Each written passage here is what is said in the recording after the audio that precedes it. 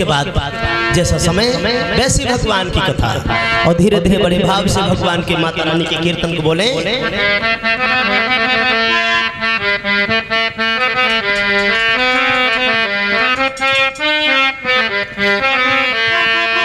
अमृत की बरसे बदरिया, अमृत की बरसे बदरिया, मेरी माँ की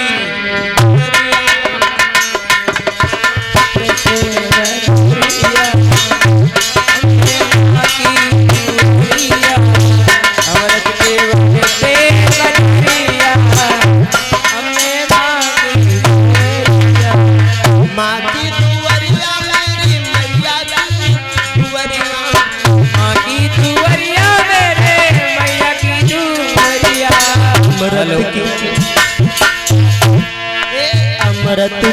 बरसे बदरिया, मेरी माँ की दुआरिया,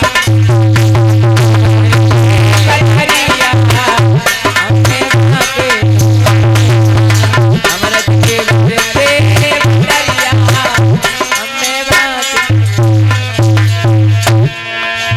कागा मोर पपिया बोले, कागा बोले बड़े भाव से कीर्तन बोले माता रानी का। सभी लोग बड़े प्रेम से बोलो, भाव से बोलो।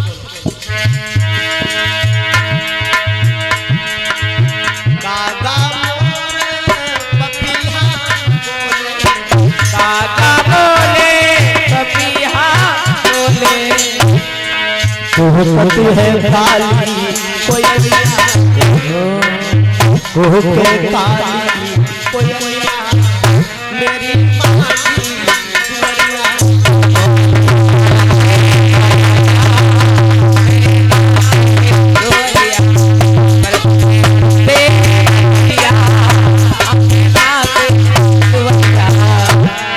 माँ की दुआरिया, मेरी मैया की दुआरिया, माँ की दुआरिया, मेरी मैया की दुआरिया, अमृत की अमृत की बरसे बदरिया, मेरी माँ की दुआरिया, माँ की दुआरिया, हमने माँ के दुआरिया, और माथे की बिंदिया चम चम चमके, माथे की बिंदिया चम चम चमके, माँ के रूप की एक व्यक्ति कल्पना करता है, हे मैया माथे की बिंदिया चम चम चमके, माथे की बिंदिया चम चम चमके, ऐसे गगन में जैसे गगन में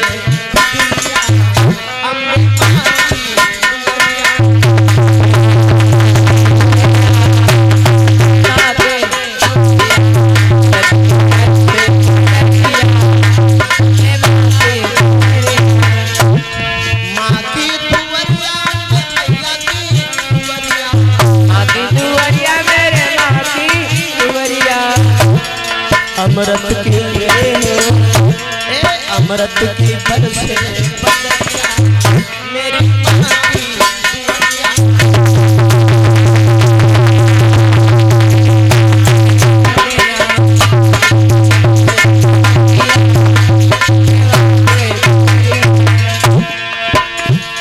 कानों में मैया के कुंडल विराजे, कानों में मैया के कुंडल विराजे, कानों में मैया के कुंडल विराजे, कानों में मैया के कुंडल विराजे, सिर पे सोहे चुनरिया, सिर पे सोहे चुनरिया, मेरी माँ की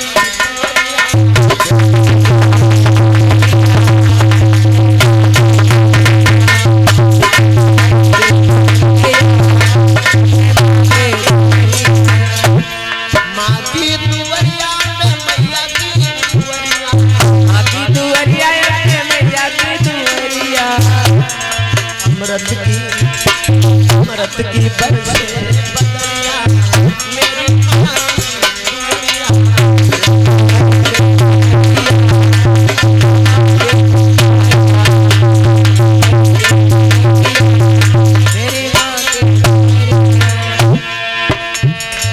सूरज चमके चंदा चमके, सूरज चमके चंदा चमके।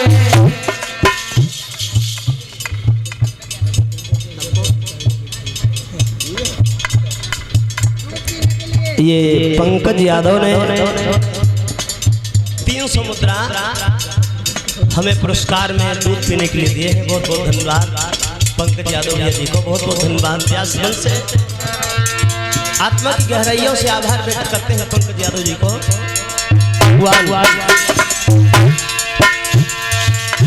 इसी तरीका से काम में हाथ आगे बढ़ते रहे और भविष्य में जन्नत की ओर जाएं। सूरज सूरज चमके सूरज चमके चंदा चमके, तेज चले तेज चले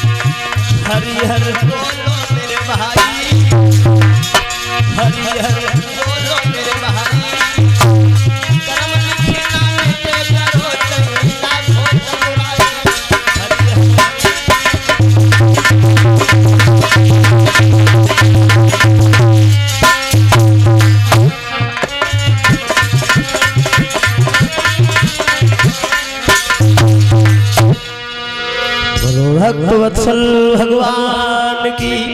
अब एक बार जयकारे की आवश्यकता है उच्च स्वर में, उसके बाद कथा में प्रवेश करें।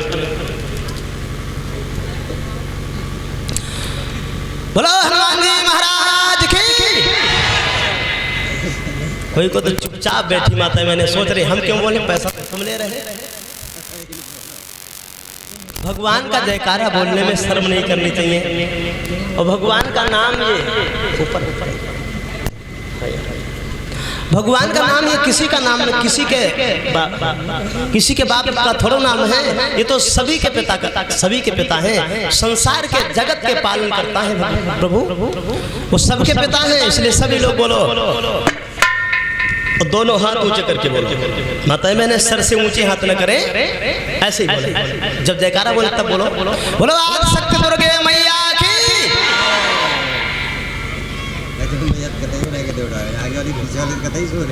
आओ भगवान की कथा में प्रवेश करें। अभी आप लोगों ने भगवान की पावन कथा उद्धव गोपी संवाद की हमारे शिष्य अंकुल भैया जी के द्वारा श्रवण की। भगवान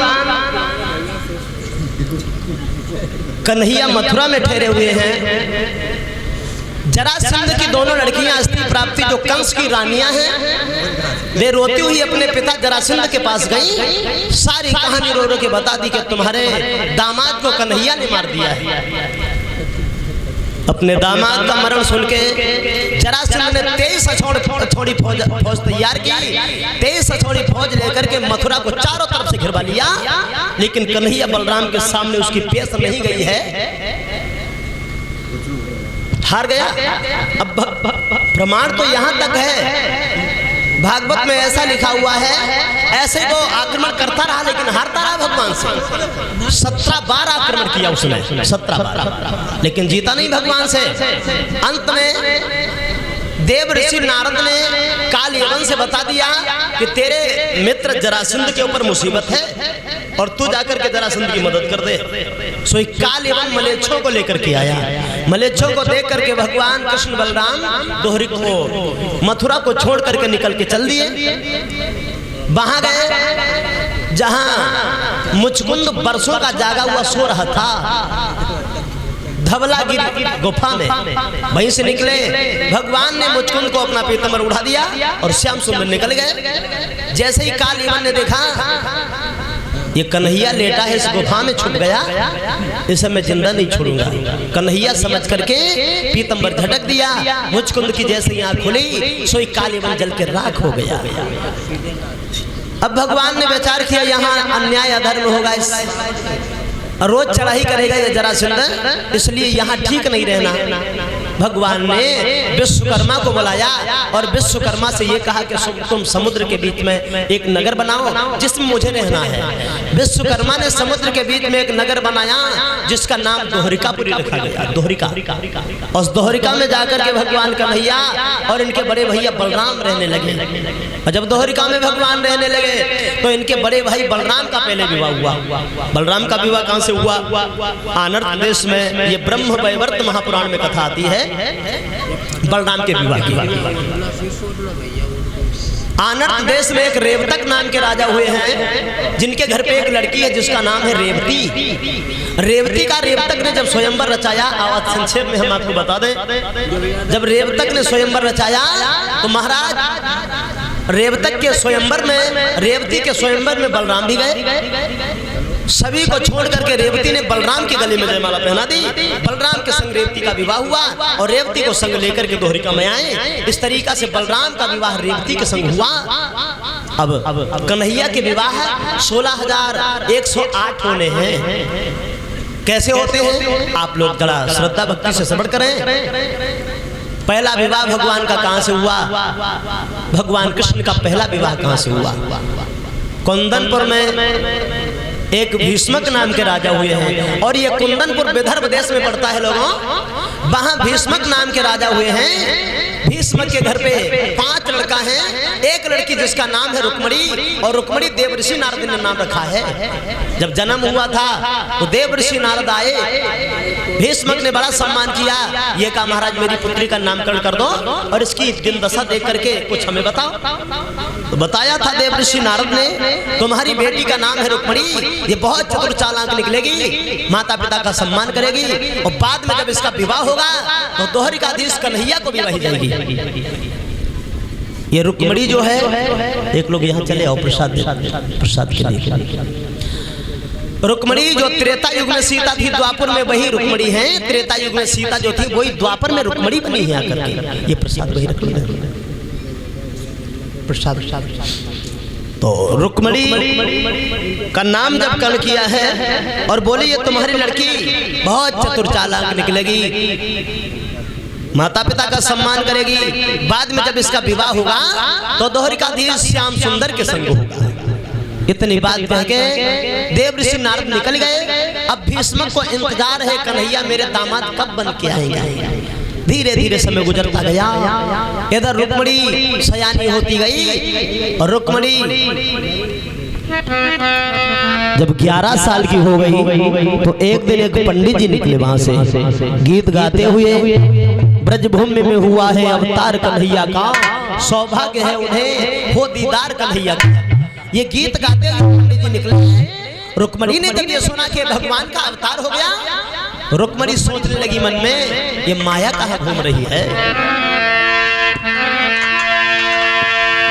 कि सोचने लगी रुक्मिणी मन में, अरे जीवन दिन व्यर्थ हो रहे।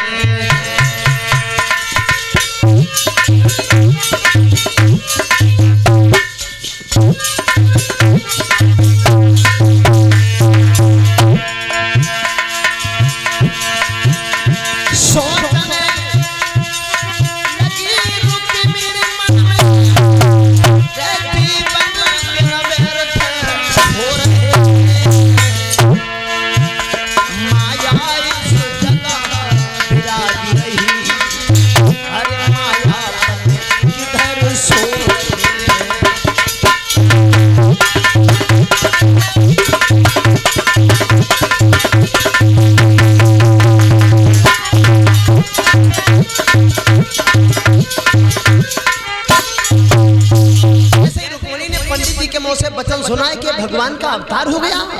उसी दिन से रुक्मिणी भगवान का भजन करने लगी, भक्ति हो गई भगवान की। उसी दिन से चलते फिरते उठते सोते जागते